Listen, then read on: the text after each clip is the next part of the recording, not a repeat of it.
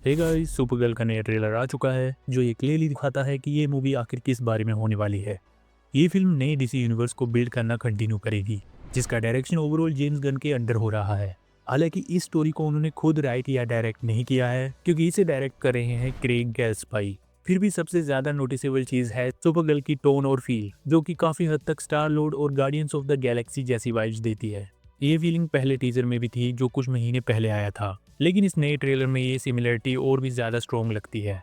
And personally I am little worried about this, क्योंकि James Gunn पहले ही कह चुके हैं कि इस नए डीसी यूनिवर्स का हर प्रोजेक्ट अपनी अलग आइडेंटिटी रखेगा।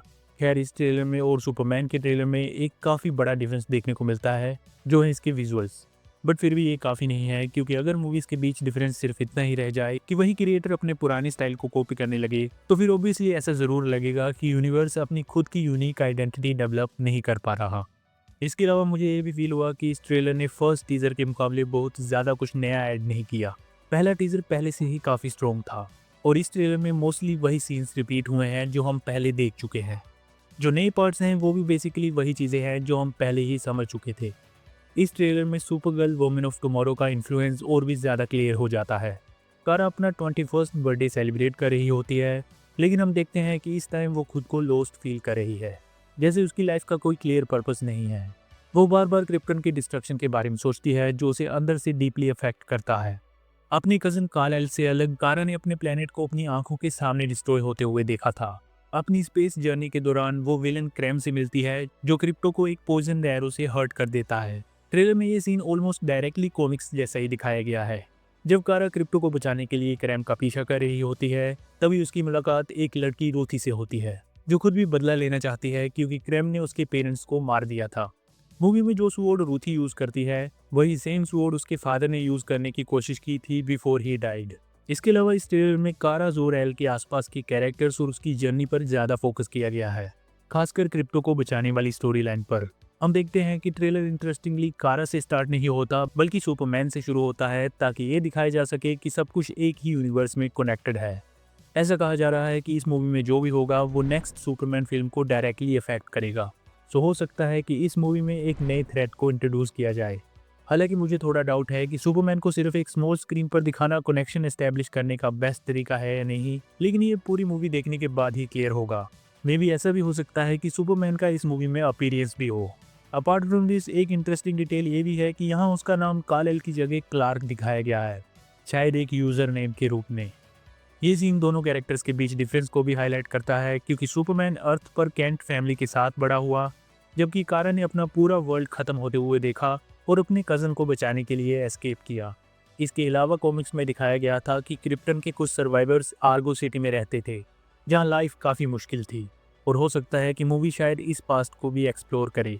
इसी वजह से कारा का बॉन्ड क्रिप्टो के साथ इतना स्ट्रॉन्ग है, क्योंकि वो उसके घर से बची हुई आखिरी चीज़ों में से एक है। क्रिप्टो की ही बात करें तो ये ट्रेलर में काफ़ी अमेजिंग लगता है, चाहे छोटे मोमेंट्स हों या फनी सीन्स, और ऑनेस्टली इसके सीन्स पहले से भी ज़्यादा बेटर लगते हैं। एंड जैसे जैसे ट्रेलर आगे बढ़ता है, गार्डियंस ऑफ द गैलेक्सी जैसी सिमिलैरिटीज और भी क्लियर हो जाती हैं।